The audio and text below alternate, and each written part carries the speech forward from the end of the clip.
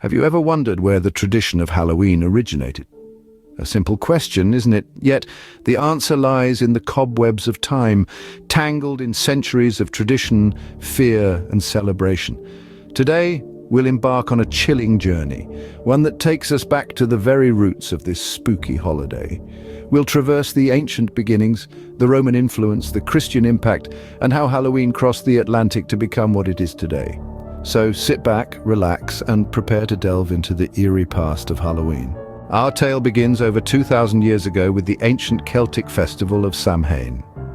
In an era shrouded in mystery and myth, the Celts, a culture that once spanned across Europe, marked the end of the harvest season with a chilling festival. Samhain, which translates to summer's end in Gaelic, was a time to bid farewell to the warmth and bounty of summer and brace for the harsh, unforgiving winter.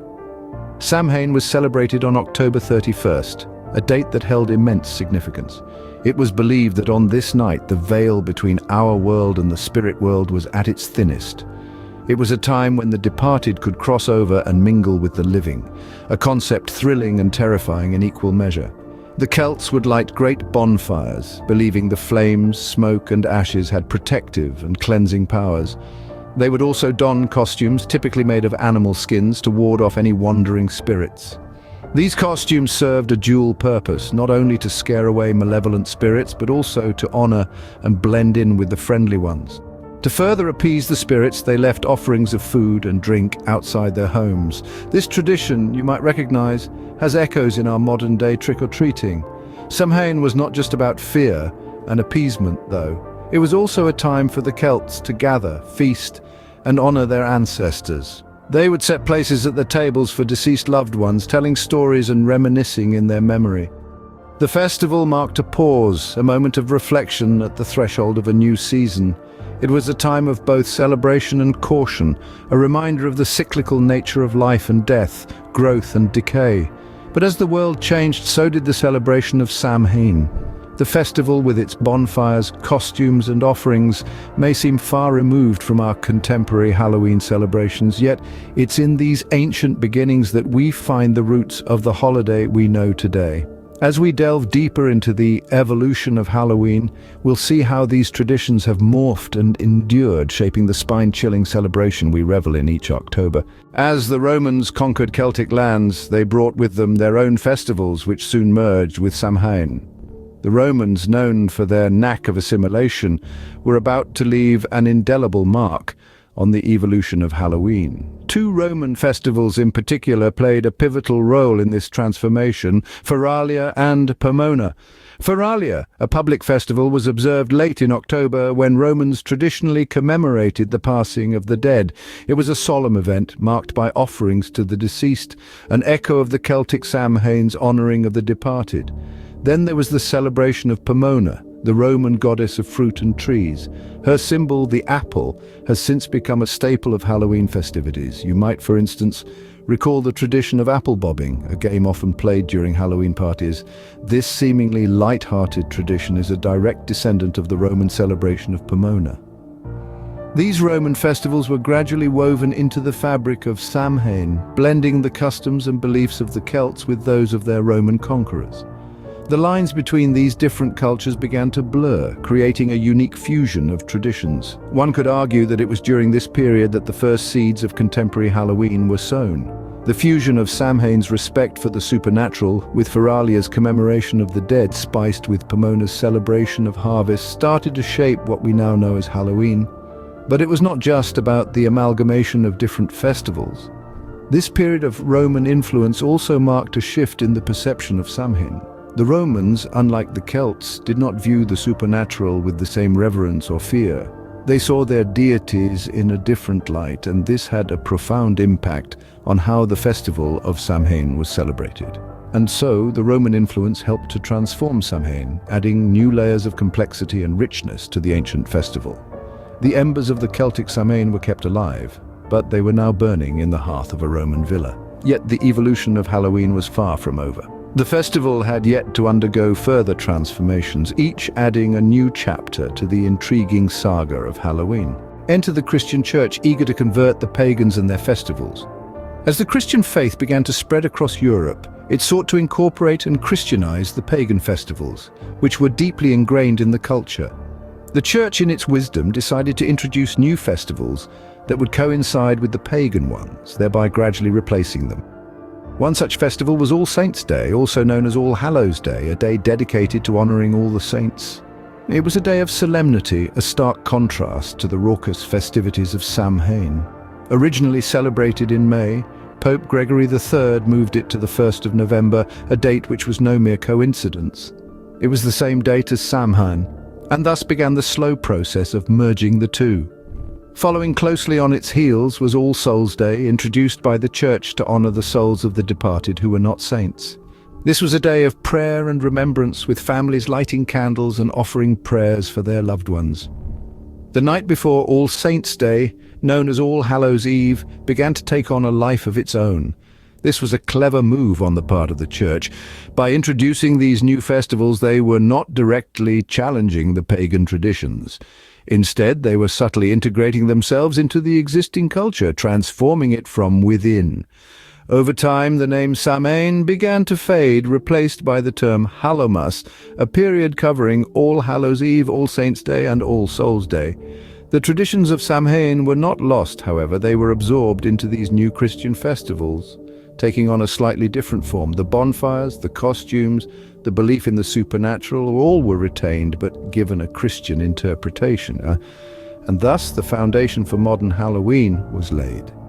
The old and the new merged into a unique blend, a testament to the enduring power of tradition and the transformative influence of faith. From the ashes of Samhain rose a new festival, one that would cross oceans and centuries to become the Halloween we know and love today. As people migrated to the New World, they took their traditions with them. And so, the seed of Halloween was planted in American soil. It was the 19th century, and America was a melting pot of cultures, with immigrants from all over the world bringing their customs and traditions. A significant number of these immigrants were of Irish and Scottish descent, fleeing the Great Potato Famine of the mid-19th century. These were people who had grown up with the traditions of Samhain and All Hallows' Eve, who knew the stories of spirits and fairies, of jack-o'-lanterns and trick-or-treating. They brought these traditions with them and injected them into the cultural fabric of their new home. However, the Halloween of the 19th century was very different from the Halloween we know today. It was a far more community-centered event. Think of it as a sort of autumnal celebration, a harvest festival, if you will. Communities would come together for public events where stories would be told, games would be played, and food would be shared. Yet the supernatural elements were not entirely lost. The tradition of dressing up in costumes, for example, was still observed. People would dress up as ghosts, witches, and other creatures of the night and go from house to house, asking for food or money, a practice that would eventually evolve into the trick-or-treating we know today. As the years rolled on, the celebration of Halloween began to evolve. The supernatural elements began to take a back seat to more community-focused activities. Hay rides, apple bobbing, and community dances became the norm. Halloween was becoming less about the spirits and more about the community. But the old traditions weren't entirely forgotten. They were simply adapted and modified to fit into the new context. The jack-o'-lanterns, the costumes, the trick-or-treating, these were all remnants of the old world traditions, reimagined for the new world. Slowly but surely, Halloween began to resemble the holiday we know today. The traditions had crossed the Atlantic, and in doing so they had evolved, adapted, and ultimately survived. In the 19th century, Halloween underwent yet another transformation. As America transformed into a melting pot of different cultures and traditions, so did Halloween. It was during this era that Halloween took on a more commercialized form. People began to see Halloween not just as a night of supernatural happenings, but also as a festive occasion to socialize and have fun. This shift in perception gave rise to new Halloween traditions that were more focused on community and entertainment. The first of these was the introduction of costumes. Costumes, initially intended to ward off evil spirits, quickly became a fun way for people to express their creativity. The tradition of dressing up in costumes, also known as guising, started with children who would go door to door asking for food or money. Over time, this evolved into what we know today as trick or treating. The concept of trick or treating was simple. Children would dress up in costumes and go from house to house asking for treats. The trick part of the equation was a playful threat. If no treats were given, the children would play a trick on the homeowner. This tradition became so popular that it led to the mass production of Halloween costumes and candies, further fueling the commercialization of the holiday. Halloween parties also became a significant part of the holiday's celebration. These gatherings were not just for children but for adults as well. They offered a chance for people to unwind, have fun and indulge in festive activities like bobbing for apples, carving jack-o'-lanterns and telling ghost stories.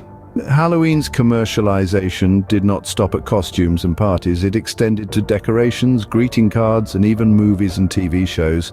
By the mid-20th century, Halloween had become a major moneymaker, with companies capitalizing on the holiday's popularity to sell a wide range of Halloween-themed products. In conclusion, the commercialization of Halloween played a significant role in shaping the holiday as we know it today. It transformed Halloween from a night of fear and superstition to a celebration of creativity, community, and fun. Halloween had now become a celebration enjoyed by both the young and the old. Fast forward to the present day, where Halloween has taken on a life of its own. No longer a simple harvest festival or a night to honor the departed, Halloween now stands as a juggernaut of creativity, community, and of course, candy. In the 21st century, Halloween has become a global phenomenon, celebrated in countless countries and countless ways. It's a night where the ordinary is turned upside down, where the mundane becomes magical, and where the veil between the living and the dead is at its thinnest. In the United States, Halloween is often marked by extravagant costume parties, haunted houses, and trick-or-treating, a tradition that sees children donning costumes and going door to door to collect sweets. It's a time for pumpkin carving, apple bobbing, and corn mazes, for ghost stories whispered in the dark, and horror movies watched with the lights off. Yet each corner of the world adds its own unique twist to the Halloween festivities. In Mexico, for example, the Day of the Dead, or Dia de los Muertos, overlaps with Halloween, creating a vibrant fusion of traditions that honors the dead with sugar skulls, marigold flowers, and festive parades. Across the pond, in the United Kingdom, Halloween is often celebrated with bonfires and fireworks, harking back to the Celtic roots of the holiday. The tradition of guising, where children dress up and perform tricks or songs in return for sweets, is also still very much alive. In Japan, the holiday has taken a more community-centric approach, with large Halloween parades and costume contests being the highlight. Despite its varied celebrations, the essence of Halloween remains the same. It's a time for transformation, for stepping into the shoes of someone or something else, and for acknowledging the ever-present connection between life and death. It's a testament to the power of human creativity and our collective fascination with the unknown. So there you have it, the fascinating journey of Halloween, from an ancient Celtic festival to a global phenomenon. In the end, Halloween is a testament to how traditions can evolve over time.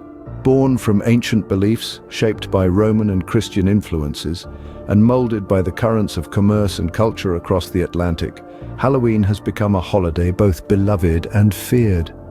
Its symbols and rituals, though seemingly modern, are echoes of a past that still haunts the present. Next time you don a costume or carve a pumpkin, remember the centuries-old traditions that have shaped Halloween into the holiday we love and fear today. And